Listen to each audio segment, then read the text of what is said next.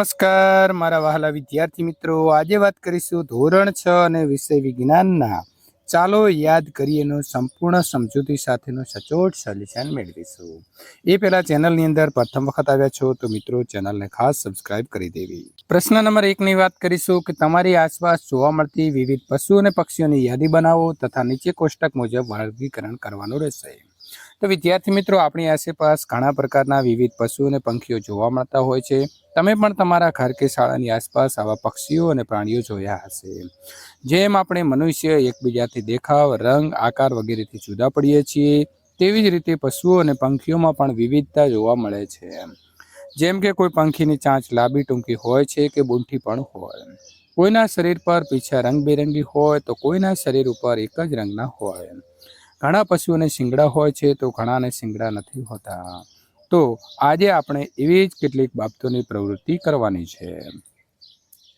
કાન દેખાતા હોય તો ગાય, ભેંસ, બકરી, ગધેડો અને કૂતરો, કાન ન દેખાતા હોય તો પોપટ, કબૂતર, કાગડો, ચકલી અને કાબર, ચામડી ઉપર વાળ હોય તો વાંદરો, બકરી, ઘેટું, ઘોડો અને ગધેડો, ચામડી ઉપર વાળ ન હોય અને પીંછા હોય તો મોર, પોપટ, કાગડો, ચકલી અને કબૂતર, દૂધ આપતા હોય તો ગાય, ભેંસ અને બકરી, માથે શિંગડા હોય તો હરણ, બકરી અને બળદ। અહીં આપણને સંપૂર્ણ સમજ આપી છે અને તેના આધારે પ્રવૃત્તિ કરીએ તો નીચે આપેલા પ્રાણીઓના ચિત્રોનો અભ્યાસ કરો અને પ્રાણીઓની વિશેષતા જણાવો। તો કીડી છે, કીડી કદમાં નાની હોય છે, કીડી સમૂહમાં રહે છે, કીડી લાલ અને કાળા રંગની હોય છે। વાઘ કદમાં મોટું પ્રાણી છે, તેના શરીર ઉપર ચટ્ટાપટ્ટા હોય છે, તે જંગલમાં રહે છે અને તે માંસાહારી છે। કૂતરો તો તે પાલતુ પ્રાણી છે, તેનું કદ મધ્યમ હોય છે, તેની સૂંઘવાની શક્તિ તીવ્ર હોય છે। સાપ તે પેટે સરકીને ચાલે છે, તે ઝેરી હોય છે અને તે દરમાં રહે છે। પ્રવૃત્તિ 2, તમારે પ્રશ્નોના જવાબ લખવાના છે। કયા પ્રાણીઓના કાન નાના અને કયા પ્રાણીઓના કાન મોટા હોય છે? તો કૂતરો, બિલાડી, વાઘ અને સિંહના કાન નાના હોય છે, ગાય, ભેંસ, હાથીના કાન મોટા હોય છે। કયા પ્રાણીઓ દૂરની વસ્તુ સરળતાથી જોઈ શકે છે? તો વાઘ, સિંહ, ચિત્તો, દીપડો જેવા પ્રાણીઓને દૂરની વસ્તુ સરળતાથી જોઈ શકે છે। કયા પ્રાણીઓની ગંધ પારખવાની શક્તિ તીવ્ર હોય છે? તો સિંહ, ચિત્તો, હાથી, કૂતરાની ગંધ પારખવાની શક્તિ તીવ્ર હોય છે। પ્રોજેક્ટ કાર્ય કરવાના છે, તો તમારી આસપાસ જોવા મળતા વિવિધ પશુ પંખીઓની યાદી બનાવો, તેમાંથી કોણ ઈંડા મૂકે છે અને કોણ બચ્ચાને જન્મ આપે છે તેનું વર્ગીકરણ કરો। તો ગાય, ભેંસ, બકરી, કૂતરા જેવા પ્રાણીઓ જે છે તે બચ્ચાને જન્મ આપે છે, ચકલી, પોપટ, કાગડો, બતક જેવા પક્ષીઓ છે તે ઈંડા મૂકે છે। ત્યાર પછી ખાદ્ય સામગ્રીની જાળવણીની વાત કરીએ તો ઘઉં છે, તો વિદ્યાર્થી મિત્રો અહીં જવાબ આપણે ઘઉંની અંદર શું લખવાનો છે? તો ઘઉંની અંદર લખીશું, અહીં પેલો આપ્યો છે તે લખીશું, બોરિક એસિડનો પાવડર નાખીને લીમડાના સૂકા પાન વડે, ચોખ્ખા છે તો બોરિક એસિડ પાવડર નાખીને, અથાણું તો તેલ ગરમ કરી ઠંડુ પાડીને ઉમેરીને, દાળ છે તો દિવેલ નાખીને, મરી મસાલા છે તો કાચના વાસણમાં રાખીને, ત્યાર પછી દૂધ છે તો ગરમ કરી ઠંડુ પાડીને ફ્રીજમાં રાખીને, બટાટા છે તો ખુલ્લા વાતાવરણમાં ભેજ રહિત જગ્યાએ રાખીને, મરચાં છે તો તેને સૂકવીને આપણે રાખી શકીએ છીએ। નીચે આપેલા પ્રશ્નોના જવાબ લખવાના છે। કઈ સામગ્રી લાંબા સમય સુધી ટકશે? પાણીના ઉપયોગથી બનાવેલી કે પાણીના ઉપયોગ વિના બનાવેલી? તો પાણીના ઉપયોગ વિના બનાવેલી વસ્તુ લાંબા સમય સુધી ટકી શકે છે। તમે ક્યારેક ઘરમાં ભરેલા અનાજ કે અથાણાના ફૂગ લાગી હોય તેવું સાંભળ્યું છે? આવું થવાનું કારણ શું હોઈ શકે? તો વસ્તુમાં ફૂગ લાગી જવા માટે વાતાવરણમાં રહેલું તાપમાન અને ભેજનું પ્રમાણ જવાબદાર છે। લાંબા સમય સુધી સાચવી શકાય તેવી ખાદ્ય સામગ્રીના નામ જણાવો। તો સુખડી છે, સિંગ પાક છે, સિંગની ચીક્કી છે જેવી ખાદ્ય સામગ્રી લાંબા સમય સુધી સાચવી શકાય છે। ઝડપથી બગડી જતા ખાદ્ય સામગ્રીના નામ જણાવો। તો બરફી, પેડા, દૂધ જેવી તથા દૂધની જે સામગ્રી છે તે ઝડપથી બગડી જાય છે। ત્યાર પછી અમુક ખોરાક ઝડપથી બગડી જાય છે, જ્યારે અમુક ખોરાક લાંબા સમય સુધી સાચવી શકાય છે। આમ થવાનું કારણ જણાવો। તો અમુક ખોરાક ઝડપથી બગડી જાય છે કે લાંબા સમય સુધી સાચવી શકાય તે માટે મિત્રો તેમાં રહેલા પાણીનું પ્રમાણ જવાબદાર છે। પ્રશ્ન નંબર 3, કોષ્ટકમાં માંગ્યા મુજબ વિગત ભરવાની છે। એવી સામગ્રી કે જેને રાંધવામાં પાણીનો ઉપયોગ થતો હોય, તો ભાત, દૂધીનું શાક, રીંગણાનું શાક, દાળ, સરગવાનું શાક, ખીચડી વગેરે। એવી સામગ્રી કે જેને રાંધવામાં પાણીનો ઉપયોગ ન થતો હોય તો છે અથાણા છે, વાસણ, મુરંબો, ચૂંદો વગેરે। પ્રવૃત્તિ નંબર 4, અહીં આપેલા મિત્રો ફકરાનું વાંચન કરી પ્રશ્નોના જવાબ લખવાના છે। આ ફકરામાં પાણીના કયા સ્ત્રોતની વાત કરી છે? તો વિદ્યાર્થી મિત્રો, વરસાદના પાણીનો સ્ત્રોત તરીકે અહીં આપણે ઉપયોગ લેવાનો છે. ત્યાર પછી વાત કરીશું ગઢશીસર તળાવ કેમ બનાવવામાં આવ્યું હશે? તો વરસાદના પાણીનો વધુ સંગ્રહ માટે ગઢશીસર તળાવ બનાવવામાં આવ્યું હશે. તમારા ગામની વાવ, તળાવ કે ગામ પાસેથી પસાર થતી નદીનું નામ? તો તાપી છે. તળાવ, સરોવરો કઈ રીતે ભરાતા હોય છે? તો તળાવ અને સરોવરો વરસાદના પાણીથી ભરાતા હોય છે. ત્યાર પછી મિત્રો કોષ્ટકના આધારે જવાબ લખીશું. પ્રાણીઓ છે અને તેમના ઉપયોગો. ગાય છે તો દૂધ માટે, છાણ મેળવવા માટે. ઘેટા છે તો ઊન લેવા માટે અને ખાતર મેળવવા માટે. ઊંટ છે તો વાહન વ્યવહાર માટે અને ખાતર મેળવવા માટે. ઘોડો છે તો સવારી માટે અને ખાતર મેળવવા માટે. નીચે આપેલા બીજના માગ્યા મુજબ તમારે વર્ગીકરણ કરવાનું છે. ગોળ બીજ તો વટાણા, બોર અને આલુ. ચપટા તો આવશે વાલ, તરબૂચ, ચીકુ ને સફરજન. લીસા તો દિવેલા, મગ અને ચીકુ. ખરબચડા તો ચણા, બોર અને આલુ. મિત્રો, અહીં તમારે બીજને ઉગવા માટે જરૂરી પરિબળોના ફરતે વર્તુળ કરવાનો છે. તો હવા, ગરમી, ઠંડી, પાણી, વરસાદ, જમીન અને માટીનો ઉપયોગ કરવો પડશે. પ્રવૃત્તિ નંબર 4 છે હવા દ્વારા ફેલાતા બીજ છે તો આંકડો, સીમડો અને એરંડા છે. પાણી દ્વારા તકમરિયા, સિંગોડા અને નાળિયેર છે. પ્રાણીઓ દ્વારા ગોખરું, ગાડરું અને પાઇનસ આવશે. ત્યાર પછી મિત્રો તમારે અહીં આ પ્રવૃત્તિ કરવાની છે ગ્રામ panchayat, police station, bank, post office કે પ્રાથમિક શાળાની, અને જે તે કાર્ય કરે છે એ કાર્યને તમારે ખરાની નિશાની કરવાની છે. તો વિદ્યાર્થી મિત્રો, જો કે અહીંયા આપણને ગ્રામ પંચાયત આપી છે તો એના કાર્યો આપ્યા છે. એ પ્રકારે આપણે police station, bank, post office અને પ્રાથમિક શાળાના જોઈએ. તો પોલીસ સ્ટેશન, ફરિયાદ અને પોલીસની તપાસ. ફરિયાદ, અરજી સંબંધના નાગરિકના અધિકાર. ફરિયાદીએ ફરિયાદની વિગતો અંગે તપાસ કરનાર અમલદારને તપાસમાં મદદરૂપ થાય તેવા પુરાવા વગેરેની માહિતી આપવી. બેંક હોય તો બેંક એક એવી નાણાકીય સંસ્થા છે જે થાપણો સ્વીકારે છે અને પછી તે થાપણને ધિરાણની પ્રવૃત્તિઓમાં રોકે છે. આમ તો બેંક પ્રાથમિક રૂપે ગ્રાહકોને નાણાકીય સેવા પૂરી પાડે છે, છતાં સાથે સાથે તે રોકાણકર્તાઓ પણ સમૃદ્ધ કરે છે. પોસ્ટ ઓફિસ છે તો એ જાહેર સુવિધા અને રિટેલર છે જે પત્રો અને પાર્સલ સ્વીકારવા, પોસ્ટ ઓફિસ બોક્સ પ્રદાન કરવા અને પોસ્ટેજ સ્ટેમ્પ્સ, પેકેજિંગ અને સ્ટેશનરી વેચવા જેવી ટપાલ સેવાઓ પ્રદાન કરે છે. પોસ્ટ ઓફિસ વધારાની સેવાઓ ઓફર કરી શકે છે, તે દેશ પ્રમાણે બદલાય છે. શાળાની વાત કરીએ તો ધોરણ 1 થી 8 સુધીને ઠરાવવામાં આવેલું છે. તે પૈકી ધોરણ 1 થી 5ના બાળકો પ્રાથમિક શિક્ષણ અને 6 થી 8 ઉચ્ચ પ્રાથમિક શિક્ષણ બાળકોને મફત અને સારું શિક્ષણ આપવામાં તેમજ મધ્યાહન ભોજન સાથે જરૂરી પૌષ્ટિક આહાર આપવામાં ગણાશે તેમ ઠરાવવામાં આવ્યું છે. ત્યાર પછી પ્રોજેક્ટ કાર્ય કરવાનો છે. તો તમારા ગામની દૂધ મંડળીની મુલાકાત લઈ તેના કાર્ય અને કામ કરતા વ્યક્તિઓની વાત કરવાની છે. તમારા ગામમાં રહેલી દૂધ મંડળીની મુલાકાત લેતા ત્યાં રહેલા વ્યક્તિઓ વિશે જાણ્યું અને તેના કાર્ય આ પ્રમાણે છે. ત્યાં સવાર અને સાંજ બંને સમયે ગામ લોકો દૂધ આપી જાય છે. ત્યારબાદ તે દૂધમાંથી ફેટની ગણતરી કરવામાં આવે છે અને ફેટની ગણતરીના આધારે ગામ લોકોના દૂધનો ભાવ આપતા હોય છે. તથા જો તમારું પ્રાણી બીમાર હોય તો ત્યાં જાણ કરવાથી પશુ ડૉક્ટર તમારા પ્રાણીની યોગ્ય સારવાર પણ આપે છે. ત્યાર પછીની મિત્રો અહીં આપણને સમજ આપી છે. પ્રવૃત્તિની વાત કરીએ તો કેટલા બધા બેજ. તો રાજમા છે તો અહીં તમારે બદામી લાલ રંગ છે, તેનો આકાર દોર્યો છે અને લીસી છે. સફરજન છે તો અહીં બદામી લાલ છે અને મિત્રો તમારે સફરજન દોરવાનો છે, થોડો નાનો દોરવાનો છે, ખાનામાં સમાય તેટલું, અને થોડાક કરભચડા હોય છે. સૂર્યમુખી કથ્થઈ અને સરસ મજાનું સૂર્યમુખી તમને આવડતું હશે તો અહીં દોરી દેવાનો છે. તેના બીજ થોડા ખરબચડા હોય છે. મગ છે તો એ લીલા રંગના હોય છે. તમારા ઘરે તમે મગ જોયા જશે તો સરસ મજાના નાના નાના દોરી દેવાના છે અને લીસા હોય છે.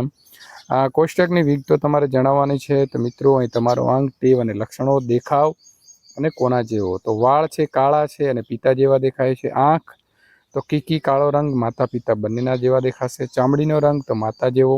હાસ્ય છે તો માતા જેવો. ચહેરો છે તો સુંદર, માતા અને પિતા જેવો. ઊંચાઈ તો મધ્યમ અને પિતા જેવી. લખવાની શૈલી તો એ પણ પિતા જેવી આવશે. વારસાગત રોગો કોને કહેવાય ચર્ચા કરો, અને વારસાગત જે રોગો છે તેમાં નિશાની કરવાની છે. તો અહીંયા ડાયાબિટીસ અને મિત્રો બ્લડ પ્રેશર જે છે તે આવશે. પ્રોજેક્ટ કાર્યની વાત કરીએ તો તમે જોયેલા બે જોડિયા બાળકો વચ્ચેની સમાનતા અને ભિન્નતા વિશે જાણકારી મેળવીને લખો. તો આજે અમારી બાજુમાં રહેલા બે જોડિયા બાળકો વિશે અમે નીચેની સમાનતા જોઈએ, અને બંને બાળકોનો રંગ, રૂપ, ઊંચાઈ અને ચહેરાના હાવભાવ સરખા જોવા મળતા હતા. જ્યારે બંનેમાં ભિન્નતા જોવા જઈએ તો બંનેના માથામાં રહેલા વાળનો રંગ અને તેનો સ્વભાવ અલગ જોવા મળતા હતા. ત્યાર પછી આગળની પ્રવૃત્તિ વાત કરીશું. વિદ્યાર્થી મિત્રો, તમારા ઘરના વડીલો પાસેથી જાણીને લખો કે નીચેની રસોઈ બનાવવા પ્રવૃત્તિઓ કરવા માટે શાનો ઉપયોગ કરતા હશે. તો આપણે તેનો જવાબ મેળવીએ. પહેલો છે પ્રકાશ અજવાળું મેળવવા માટે. તો અમારા ઘરના વડીલો પ્રકાશ મેળવવા ફાનસ તેમજ કેરોસીનથી ચાલતા દીવાનો ઉપયોગ કરતા. રસોઈ બનાવવા લાકડાના બળતણનો ઉપયોગ કરી શકાય એવા માટીના ચૂલાનો ઉપયોગ કરતા. મુસાફરી માટે બળદગાડા, ઘોડા જેવા પ્રાણીઓનો ઉપયોગ કરતા હતા. તફાવત આપો. તો વર્તમાન સમયના મકાનનું બાંધકામ છે તો સિમેન્ટ, સ્ટીલ, રેતી, ઈંટ અને લોખંડના સળિયા. જૂના જમાનાનું મકાન હોય તો લાકડા, પથ્થર, રેતી, લીપણ માટે છાણ અને માટી આવશે. નીચેના કોષ્ટકમાં પરંપરાગત ખેતી અને આધુનિક ખેતીના સંદર્ભમાં વિગતો લખવાની છે. તો ખેડ બળદ અને હળ દ્વારા થતી. આધુનિક ખેતી ટ્રેક્ટર વડે થાય છે. વાવણી તો પહેલાં હળ વડે, અત્યારે કલ્ટિવેટર અથવા તો વિદ્યાર્થી મિત્રો વાવણીયા દ્વારા. ખાતર તો કુદરતી ખાતર હતું, અત્યારે કુદરતી અને કૃત્રિમ બંને પ્રકારનું ખાતર અપાય છે. સિંચાઈ છે તો ધોરિયા પદ્ધતિ, અત્યારે ટપક અને ફુવારા પિયતથી અપાય છે. બિયારણ છે તો પહેલાં દેશી હતા, અત્યારે હાઇબ્રિડ થઈ ગયા છે. અનાજનો સંગ્રહ તો ટીપણા અથવા તો ગોડાઉનમાં, અત્યારે સાયલોમાં કરવામાં આવે છે. આગળની વાત કરીશું. પ્રવૃત્તિ કરવાની છે. નીચેનું ચિત્ર જુઓ અને તેના આધારે પ્રશ્નોના જવાબ આપવાના છે. આપેલા બંને ચિત્રોમાં કઈ બાબત સરખી જોવા મળે છે? તો આકારની દ્રષ્ટિએ સરખા દેખાય છે. આપેલા બંને ચિત્રો કઈ રીતે જુદા પડે છે? તો કદની દ્રષ્ટિએ મિત્રો તે દેખાવથી પણ થોડા જુદા પડે છે. ફોકનો ઉપયોગ કરીને વસ્તુને ગરમ કરવી કે ઠંડી કરવી તેની વાત કરીએ તો વસ્તુને ગરમ કરવા માટે શિયાળામાં હાથ ગરમ કરવા, ઠંડા શરબતને ગરમ કરવું, આઈસ્ક્રીમ ઓગાળવો. વસ્તુને ઠંડી કરવા માટે તો ગરમ ચાને ઠંડી કરવી, ગરમ દૂધ ઠંડુ કરવું અથવા તો ગરમ ખોરાક ઠંડો કરવો. એક પાત્રમાં પાણી ભરેલું છે અને વારાફરતી વસ્તુઓ મૂકી. જે વસ્તુ જે છે તે પાણીમાં તરે તેમની સામે લીલો રંગ અને જે ડૂબે તેની સામે લાલ રંગ કરો. તો પ્લાસ્ટિકનો દડો અને બોટલનું ઢાંકણ તરશે. લીંબુ, સાબુ અને કાચનો ગ્લાસ ડૂબી જાય છે. ત્યાર પછીની પ્રવૃત્તિ છે કોષ્ટકના આધારે જવાબ આપવાના છે. કયા સાધનો પર્યાવરણને નુકસાન નહીં કરે? તો સૌર ઉર્જાથી ચાલતા જે સાધનો છે જેવા કે સૂર્ય કુકર છે, સોલર વોટર હીટર છે, સોલર રૂફટોપ પર્યાવરણને નુકસાન નહીં કરે. કયા સાધનો લાંબા ગાળે સસ્તા કિંમતમાં લાગશે? તો સૂર્ય cooker, solar water heater, solar rooftop વગેરે લાંબા ગાળે સસ્તા લાગશે. વિવિધ પ્રવાહી લઈને તેમાં લીંબુ તરે છે કે ડૂબે છે તેનું અવલોકન કરો. તો મિત્રો તેલ અને દૂધની અંદર જે લીંબુ છે તે ડૂબી જાય છે જ્યારે પાણી ઉપર તરે છે. અહીં આપણને એક પ્રવૃત્તિ કરવાની આપી છે. આ તમારે ચિત્ર જોવાનું છે અને વિદ્યાર્થી મિત્રો તેના આધારે વાત કરીએ તો તમારા ઘર જે છે તેની ઉત્તર દિશા તરફ શું જોવા મળે છે? તો હવે તમારે વિદ્યાર્થી મિત્રો અહીં તમને કીધું તે રીતે ઊભા રહેવાનો છે અને લખીશું. તો મારા ઘરની ઉત્તર દિશામાં બગીચો, શાળા અને મંદિર છે. તમારે જે હોય તે તમારે લખવાનું રહેશે. તમારા ઘરની દક્ષિણ દિશા તરફ શું જોવા મળે છે? તો દક્ષિણ દિશામાં નદી, પુસ્તકાલય અને આરોગ્ય કેન્દ્ર જોવા મળે છે. ત્યાર પછી તમારે વિદ્યાર્થી મિત્રો અહીં નકશાની અંદર ઉત્તર, દક્ષિણ, પૂર્વ અને પશ્ચિમના છેડે આવેલા એક રાજ્યમાં તમારો મનગમતો કલર પૂરવાનો છે. તો ઉત્તરની અંદર લદ્દાખમાં પૂરી દેવાનો છે, જ્યારે પૂર્વની અંદર અરુણાચલ પ્રદેશ, પશ્ચિમ ગુજરાત અને તમિલનાડુ, દક્ષિણમાં કલર પૂરી દેવાનો રહેશે. અહીં આપણે ગુજરાતનો જે નકશો છે તે તમારે દોરવાનો રહેશે. વિદ્યાર્થી મિત્રો આ પ્રકારે નકશો દોરી અને નામ નિર્દેશ કરવાનો રહેશે. ત્યાર પછી આગળ વાત કરીશું. તો અહીં પ્રવૃત્તિ આપી છે તેની વાત કરીએ. નીચેના પ્રશ્નોના જવાબ તમારા મિત્રો સાથે ચર્ચા કરી અને લખવાના છે. જંગલો આપણને કેવી રીતે ઉપયોગી છે? તો જંગલોની અંદર વિવિધ પ્રકારની વનસ્પતિ અને પ્રાણીઓ હોય છે. જંગલો તેમને કુદરતી રહેઠાણ આપે છે. આમ જંગલો સજીવ સંપત્તિથી ભરપૂર છે. જંગલો માનવીને ખોરાક, ઘાસચારો, ઇમારતી લાકડું, બળતણ માટેનું લાકડું, જડીબુટ્ટીઓ, ગુંદર, રેઝિન, કાથો, મરી મસાલા, વાંસ, રબર વગેરે પૂરા પાડે છે. જંગલો બચાવવા માટે આપણે શું કરવું જોઈએ? તો જંગલો બચાવવા માટે આપણે વૃક્ષારોપણ કાર્યક્રમ કરવા જોઈએ અને જંગલોનું વૃક્ષોનો કપાય નહીં તેમનું ધ્યાન રાખવું. આપણી આસપાસના વિસ્તારમાં મચ્છરનો ફેલાવો ન થાય તેના માટે શું કરી શકાય? તો આપણી આસપાસ મચ્છરોનો ફેલાવો ન થાય તે માટે સાફ સફાઈ અને સ્વચ્છતા જાળવવી જોઈએ. સાથે જ વધારાના પાણી ભરાયેલા હોય તેમને દૂર કરવા જોઈએ અને પડતર જે વસ્તુઓ છે તેનો નિકાલ કરવો જોઈએ. બજારમાંથી કોઈ ખાદ્ય સામગ્રી ખરીદતા પહેલાં તમે કઈ બાબતો છે તેનું ધ્યાન રાખશો?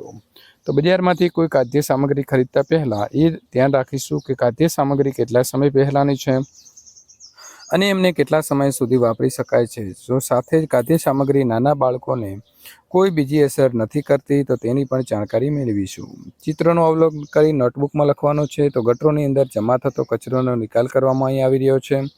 અહીં સ્વચ્છતા અંગે વિસ્તારોની સાફ સફાઈ થઈ રહી છે, જેથી ગંદકી દૂર કરી શકાય. ત્યાર પછી મિત્રો વાત કરીશું કોષ્ટકના આધારે તમારે જવાબ લખવાના છે. તો જુદો જુદો પ્રકારનો કચરો છે. તો પ્લાસ્ટિકનો કચરો તો અલગ કેવી રીતે કરશો? તો વીણીને. પુનઃ ઉપયોગ તો રિસાયકલિંગ કરી ઉપયોગ કરી શકાય છે, તો રિસાયકલિંગ કરીશું. જૈવિક કચરો તો ખાડામાં ભેગો કરીશું અને ખાતર બનાવીને પુનઃ ઉપયોગ કરીશું. લોખંડનો કચરો છે તો ચુંબકના ઉપયોગથી અલગ કરીશું અને ભંગારમાં આપી દઈશું. વર્તમાનપત્ર એટલે તમારા ઘરે ન્યૂઝપેપર આવતા હોય, સંદેશ, ગુજરાત સમાચાર, દૈનિક સમાચાર એટલે કે ભાસ્કર વગેરે આવતા હોય, તેમાંથી સ્વચ્છતાને ગમતા તમારે કોઈ સમાચાર જે છે તેને કાપી અને અહીં આવેલા હોય તેને અહીં તમારે ચોંટાડવાના રહેશે. વિદ્યાર્થી મિત્રો, આ પ્રકારનું સોલ્યુશન મેળવવા માટે અહીં પર્વત તારા છે તેનું સોલ્યુશન મેળવવા માટે અહીં આપેલી એન્ડ સ્ક્રીન ઉપર ક્લિક કરીને મેળવી શકો છો.